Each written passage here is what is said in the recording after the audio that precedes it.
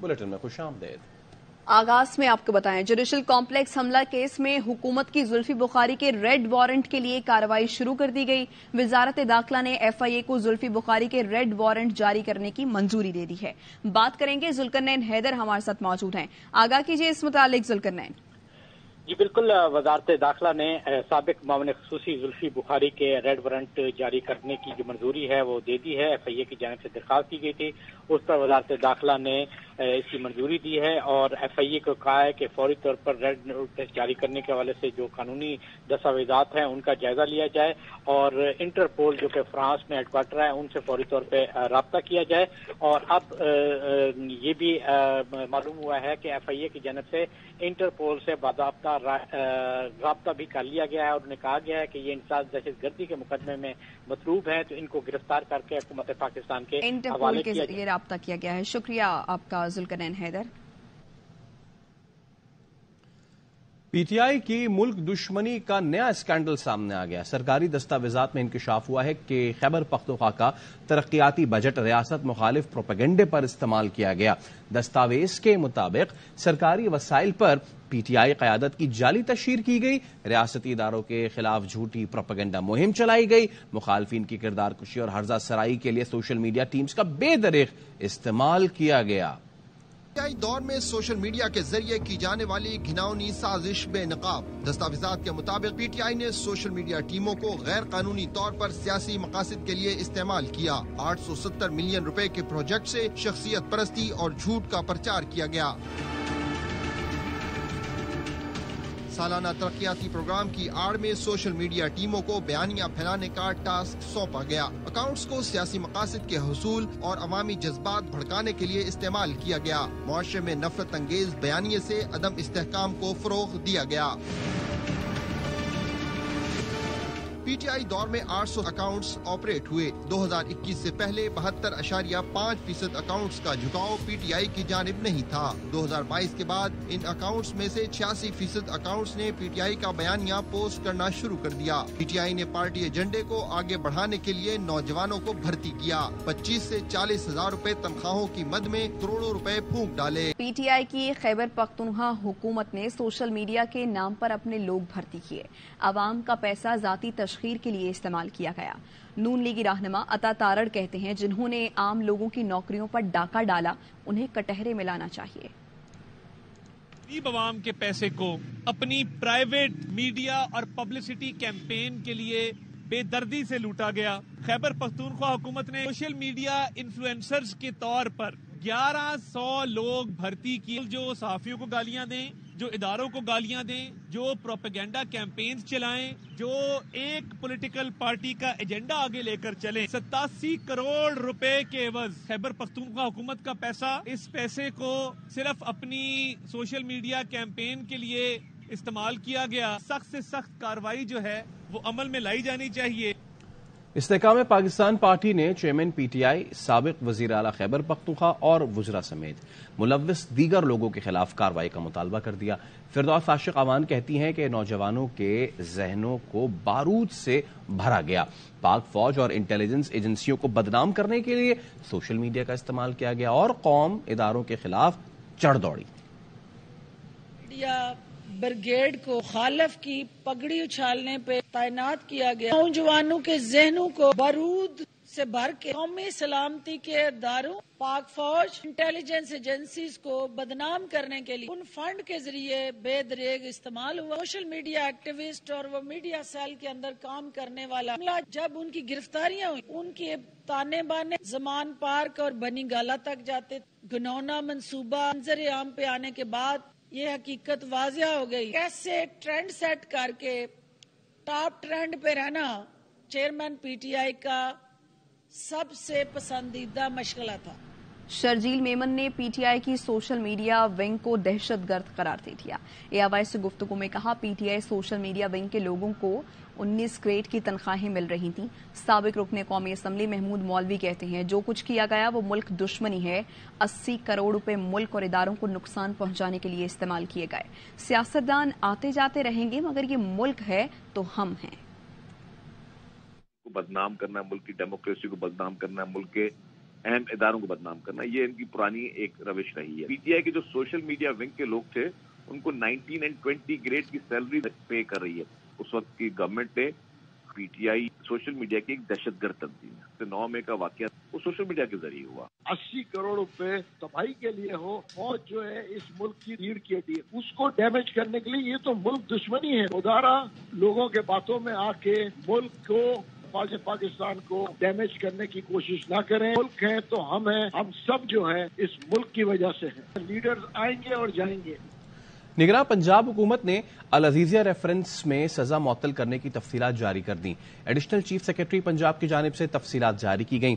محکمہ داخلہ پنجاب کے اعلامیے میں کہا گیا ہے کہ وکیل امجد پرویز نے بتایا کہ نواز شریف رضاکارانہ طور پر واپس آئے ہیں اور اسلام آباد ہائی کورٹ سے ضمانت لی۔ دسمبر 2019 میں اس وقت کی حکومت نے بغیر سنے درخواست مسترد کر دی تھی، جبکہ نواز شریف کو کورونا اور صحت کے مسائل کی وجہ سے پہلے پاکستان نہ آ سکے تھے۔ ان کی عمر 74 سال ہے، متعدد بیماریوں کا شکار ہیں۔ ڈاکٹر عدنان نے نواز شریف کی میڈیکل کنڈیشن کی دستاویزات جمع کرائیں۔ نگراں حکومت نواز شریف کی درخواست منظور کرتی ہے۔ متعلقہ فورم اسلام آباد ہائی کورٹ ہی ہے جو معاملے پر مناسب حکم جاری کرے گا۔ آفیشل سیکرٹ ایکٹ عدالت میں چیئرمین پی ٹی آئی کی وکلا سے ملاقات کے لیے درخواست پر سماعت۔ وکیل نعیم پنجوتا نے جج ابو الحسنات ذوالقرنین سے کہا، آپ کے آرڈرز پر عمل درآمد نہیں ہوتا۔ جج ابو الحسنات نے کہا، چیئرمین پی ٹی آئی اہم شخصیت ہیں، ان کی زندگی کو تحفظ دینا ضروری ہے۔ سپرنٹینڈنٹ جیل کو شٹ اپ کال دی تھی، سائیکل بھی مہیا کروائی۔ وکیل نعیم پنجوتا نے کہا، سائفر کیس سیکرٹ طریقہ کار سے چلایا جا رہا ہے، صحافیوں کو بھی کوریج کی اجازت نہیں۔ جج نے کہا، سائفر کیس ہے ہی سیکرٹ ایکٹ کے تحت، ہم نے تو نہیں بنایا، قانون 1923 کا ہے۔ نعیم پنجوتا نے شکوہ کیا، اڈیالہ جیل میں کمرہ عدالت بہت چھوٹا ہے، جس پر جج نے کہا، چیئرمین پی ٹی آئی کے سیل کی دیوار توڑوا دی، کمرہ بھی توڑوا دوں کیا؟ خبریں اور بھی شامل کریں گے اس بریک کے بعد۔ غزہ میں ہر گزرتا لمحہ قیامت خیز ہے۔ 19ویں روز بھی اسرائیل کی وحشیانہ بمباری سے مزید 704 فلسطینی شہید ہو گئے۔ صہیونی فورسز نے 24 گھنٹے میں 400 مقامات کو نشانہ بنایا۔ شہداء کی تعداد 6500 سے زائد ہو گئی۔ شہیدوں میں 2700 سے زائد بچے اور 1500 سے زائد خواتین شامل ہیں۔ تم کو سبق سکھانے کا وقت آ گیا ہے۔ اسرائیل کی اقوام متحدہ کو کھلی دھمکی۔ یو این انسانی حقوق کمیشن کے اراکین کو ویزا دینے سے انکار کر دیا۔ فلسطینیوں کے قتل عام پر آئینہ دکھانا سیکرٹری اقوام متحدہ کا جرم بن گیا۔ اسرائیل نے اقوام متحدہ کے خلاف انتقامی کارروائیاں شروع کر دی۔ پہلے تو انتونیو گوتریس سے میٹنگ منسوخ کر دی، پھر ان کے استعفے کا مطالبہ کیا۔ اب اقوام متحدہ انسانی حقوق کمیشن کے سربراہ اور وفد کو اسرائیل کے ویزے دینے سے انکار کر دیا۔ اسرائیلی مندوب ایلان اردن نے صاف الفاظ میں کہا ہے کہ ہم نے ان کے بیان پر ویزے دینے سے انکار کیا ہے، وقت آ گیا ہے کہ ان کو سبق سکھایا جائے۔ غزہ میں جنازوں کے لیے گاڑیاں کم پڑ گئیں۔ فلسطینی پیاروں کی میتیں گدھا گاڑیوں پر لے جانے لگے۔ حد سے زیادہ اموات اور ایندھن کی کمی نے سفر آخرت بھی مشکل بنا دیا۔ فلسطینی کہتے ہیں ہر جگہ موت ہے۔ غزہ میں اقوام متحدہ کے رضاکاروں کے لیے امدادی سرگرمیاں جاری رکھنا مشکل ہو گیا ہے۔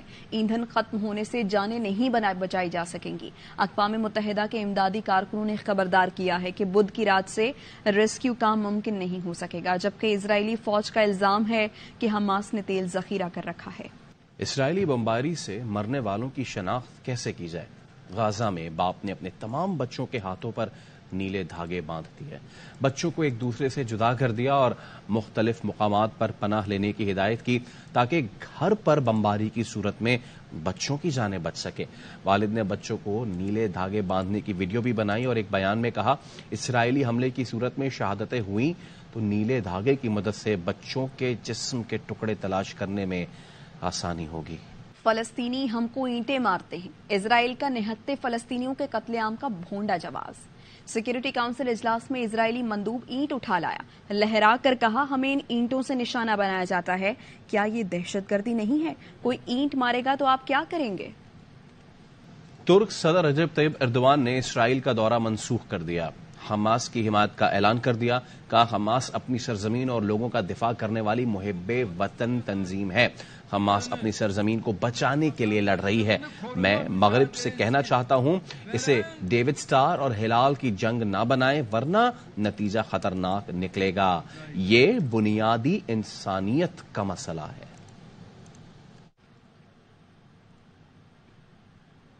फलस्तीन में अब मजीद जुल्म बर्दाश्त नहीं कर सकते। इजराइल जंग फौरी बंद और गजा का मुहासरा खत्म करे। सऊदी अरब ने दो टोक मुतालबा कर दिया। सऊदी वजीर खारजा फैसल बिन फरहान का कहना है बैनुल अक़वामी अमन और सलामती बरकरार रखना इस काउंसिल के कामों में सबसे आगे है, लेकिन आज वो अपना किरदार अदा करने से कासिर है। इस बहरान को हल करने के लिए किसी करारदाद तक पहुंचने में देर हो चुकी है। सलामती काउंसिल फलस्तीनी जानों के ज़िया पर मुतमईन है। फलस्तीन के मसले पर दहाइयों से सलामती काउंसिल की खामोशी अब नाकाबिले कबूल है। उम्मीद है सऊदी अरब अब अमेरिका के घटिया खेल में शामिल नहीं होगा। ताल्लुकात में बेहतरी के लिए ईरान और सऊदीया दोनों को बराबर का किरदार अदा करना होगा।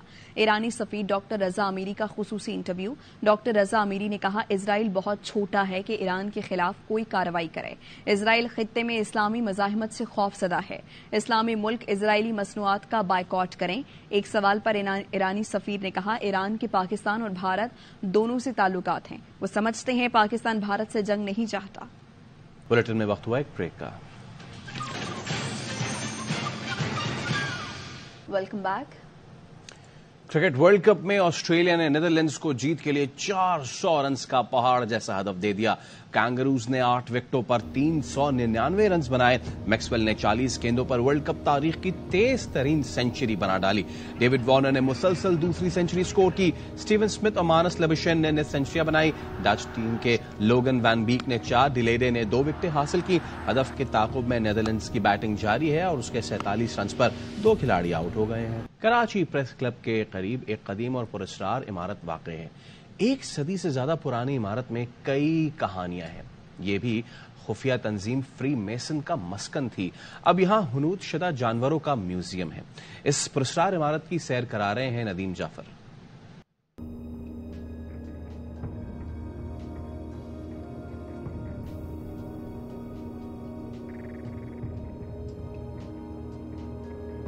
इमारत 1914 में तामीर हुई थी। इसके दाखिली रास्ते पे यूनानी तर्ज के सुतून और उसकी मखसूस तर्ज तामीर सड़क पर से गुजरने वाले हर शख्स को अपनी तरफ मुतवज्जह कर लेती है। इस बिल्डिंग का जो नाम है वो मैसोनिक लॉज या होप लॉज भी कहते हैं। ये बिल्डिंग 1914 में तामीर की गई, जो फ्री मेसन्स वालों का हेड ऑफिस होता था और यहाँ पे इनकी सोशल एक्टिविटीज और मीटिंग्स वगैरह होती थी।